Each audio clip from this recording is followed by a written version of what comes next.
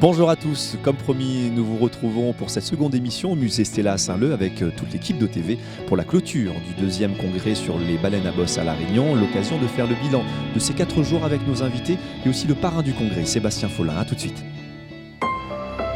Notre voyage commence de l'Antarctique vers les eaux chaudes de l'océan Indien.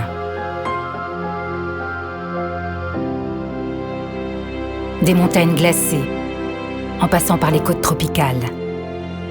Je te sens grandir. Je t'emmène dans ce paradis aux eaux claires, loin, très loin des dangers, dans ce havre de paix où nous sommes admirés, là où tu verras le jour. Ça y est, nous y sommes. Ouvre les yeux.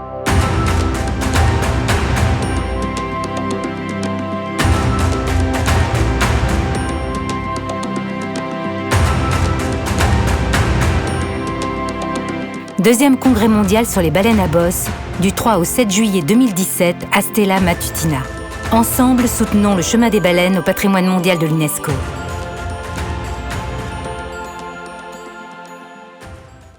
Sébastien Follin, merci de nous accorder quelques minutes. Avec grand plaisir, Après merci. la projection de votre film ce matin à ce deuxième congrès mondial sur les baleines à bosse à La Réunion, en tant qu'amoureux de la nature déjà, j'imagine votre fierté d'être le parrain de ce congrès. C'est une fierté, ouais, et c'est aussi une responsabilité parce que je me suis retrouvé à signer la charte d'approche C'est un des baleines. engagement. Voilà, donc c'est un engagement. Oui, je suis particulièrement fier, impressionné et plutôt intimidé parce qu'il y a quand même des éminents spécialistes, les plus grands spécialistes de la question qui viennent du monde entier. J'ai croisé des Hawaïens, des Brésiliens, des Sud-Africains. Donc voilà, moi c'est plus en ma qualité de réunionnais qu'en ma qualité de spécialiste des baleines que j'ai été invité à être le parrain. Ça vous impressionne de voir autant d'experts mondiaux venir ici à La Réunion ? C'est génial, c'est-à-dire que ça place La Réunion dans un débat international et ça prouve qu'on a une place importante sur ces questions. Les baleines à bosse, c'est un mystère en fait. Il y a beaucoup de théories et ce qui est important, c'est que les associations, les naturalistes, les scientifiques et les écologistes, les amoureux de la nature allient leur savoir, puisqu'il y a certains qui travaillent de manière empirique, puis d'autres de manière très pointue avec tous les protocoles de recherche. Et il y a de tels mystères autour de ces animaux sur leur reproduction, sur leur alimentation, sur leur communication, qu'il est important que tout le monde se parle. Et donc que ça se passe à La Réunion, c'est extrêmement important que les yeux de la planète entière soient braqués sur l'île aujourd'hui, parce que c'est le cas, c'est-à-dire que les baleines sont vraiment des animaux qui fascinent et on va avoir des retombées hallucinantes dans le monde entier. Oui, qui sont aussi en danger justement, puisque dans votre film, vous en parlez, Vacarme en haute mer, vous êtes venu ici aussi pour présenter ce film. Oui. Est-ce que c'est vous qui avez eu l'idée de ce film ? Oui, c'est-à-dire que j'ai eu la chance de faire une rencontre avec une baleine à bosse dans les eaux de La Réunion, au large du port, et ce jour-là, ma vision de cet animal, et même, j'ai envie de dire, même si les mots peuvent paraître un peu forts, ma vie a changé, c'est-à-dire qu'il y a eu un avant et un après ce jour d'octobre 2009 où j'ai été tout simplement émerveillé par ce que j'ai vu.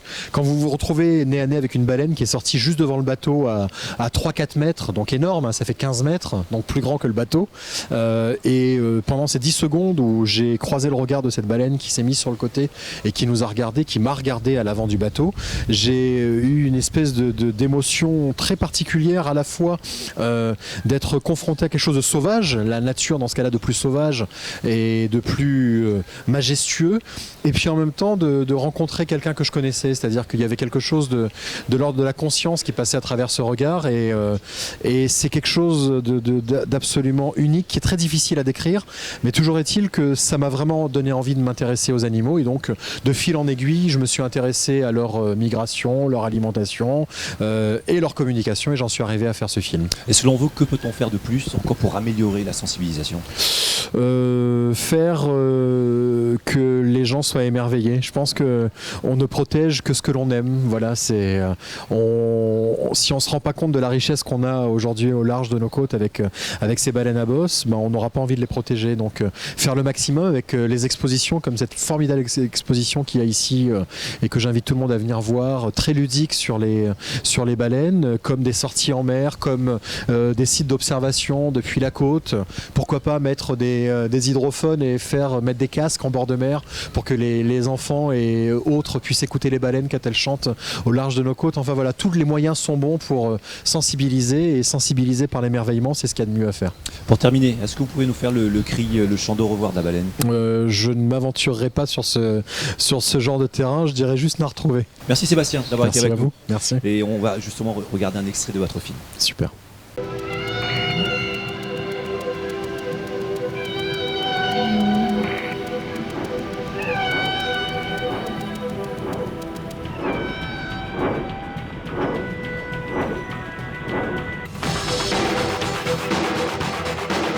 Moi qui ai toujours cru que l'océan était le monde du silence. Tout au long de l'enquête qui allait me mener aux quatre coins du monde, j'allais découvrir un univers sonore riche et complexe, dans lequel hommes et animaux ne peuvent cohabiter sans dommage. À cause du bruit, ils éprouvent des difficultés à communiquer, à se repérer. Comme aveuglés, ils se perdent alors dans l'immensité des mers.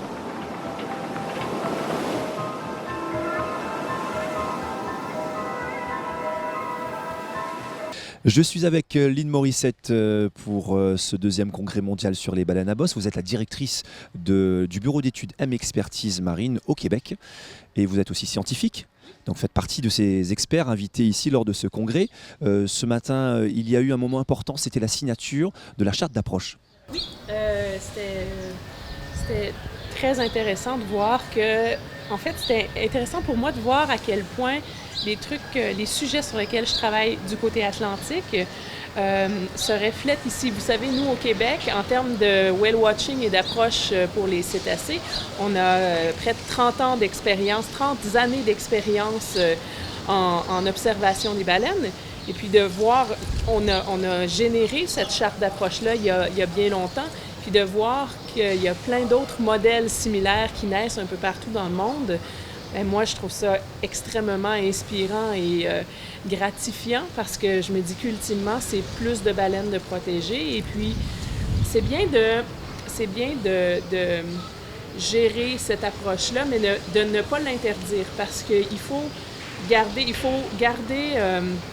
permettre aux gens d'aller les voir, les baleines, s'ils veulent avoir envie de les protéger. Cousteau disait, on protège ce qu'on aime et on aime ce qu'on connaît. Donc, il faut permettre aux gens de les voir et de générer cette connexion-là parce que quand on voit une baleine, c'est quasi automatique. On n'a pas le goût qu'elle meure, on a le goût de la protéger le plus possible. Justement, nous allons voir quelques images de cette charte, de cette signature qui était officialisée par les collectivités, les institutions et les associations. Et vous y étiez, Sarah? Alors oui, en effet, Dominique, je suis en présence de Monsieur Vincent Lagoguet, sous-préfet de Saint-Pierre. Alors, est-ce que vous pouvez nous dire quelques mots sur le contenu et les objectifs de la signature de cette charte ? Alors, cette charte d'observation des baleines, elle vise à renouveler ce qu'on sait faire déjà sur les baleines, c'est-à-dire avoir une approche collective raisonnée de l'approche des baleines, mais également d'étendre cette approche collective aux dauphins et aux tortues. Parce qu'au-delà des baleines, vous savez que ces animaux marins sont également parfois l'objet d'une pression trop forte de la part des touristes notamment. Et donc l'idée, c'est de faire en sorte que collectivement, nous ayons la bonne approche par rapport à ces animaux. Et le premier congrès s'est déroulé à Madagascar sur les baleines, le deuxième à La Réunion. Donc est-ce que vous pensez que c'est important de sensibiliser la population quant à la protection des animaux et des différentes espèces ? Bien entendu, c'est important pour La Réunion que des colloques comme celui-ci, de haute portée scientifique, se déroulent ici. D'abord, ça fait rayonner, bien sûr, notre belle île, la région de La Réunion.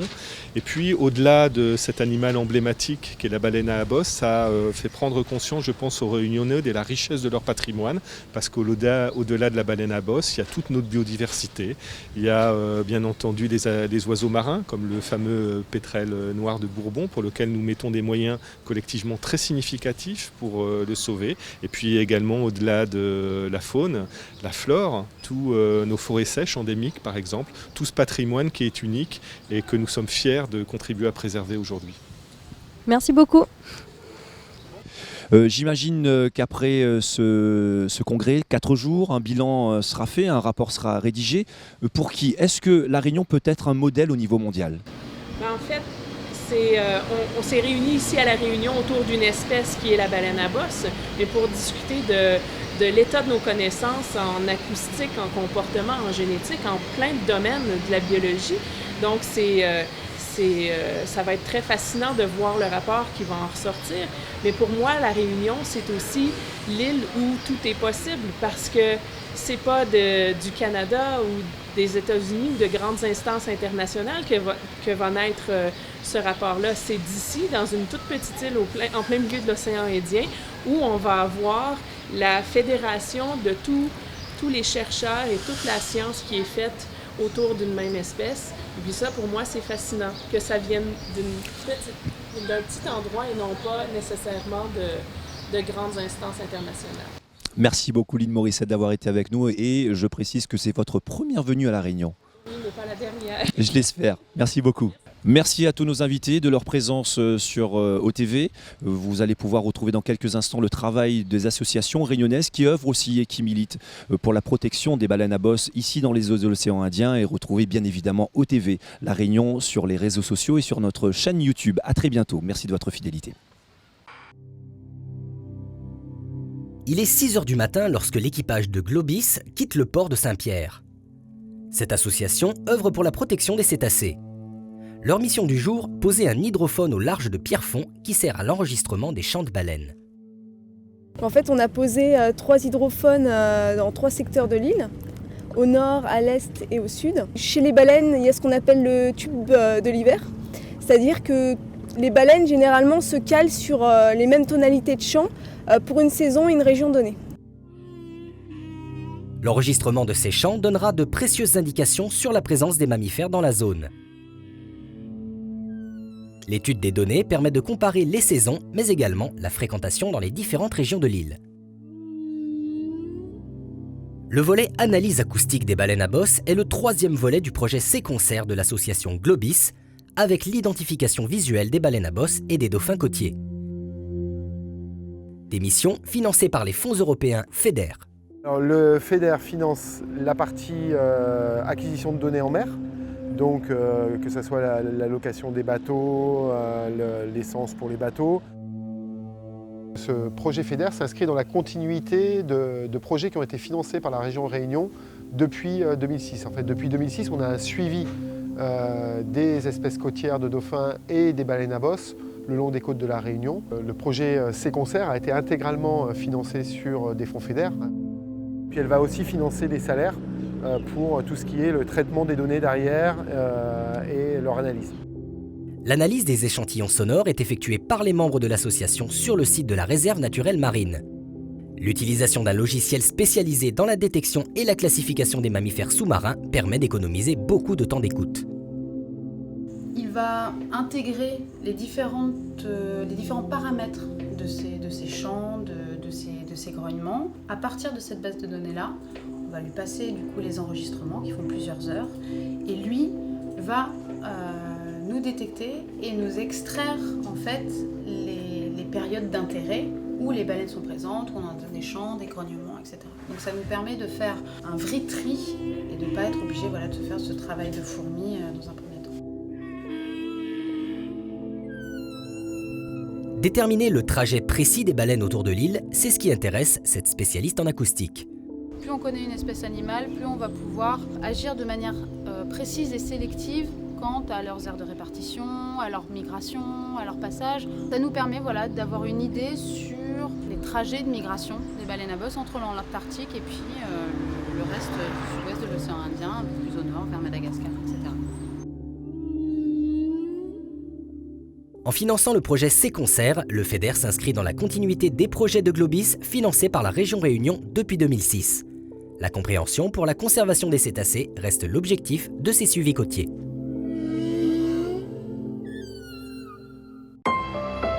Notre voyage commence de l'Antarctique vers les eaux chaudes de l'océan Indien.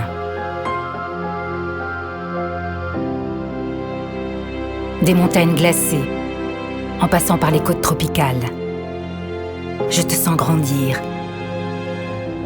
Je t'emmène dans ce paradis aux eaux claires, loin, très loin des dangers, dans ce havre de paix où nous sommes admirés, là où tu verras le jour. Ça y est, nous y sommes. Ouvre les yeux.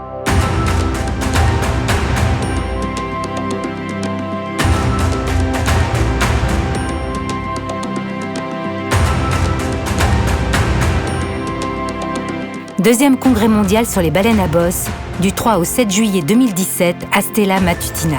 Ensemble, soutenons le chemin des baleines au patrimoine mondial de l'UNESCO.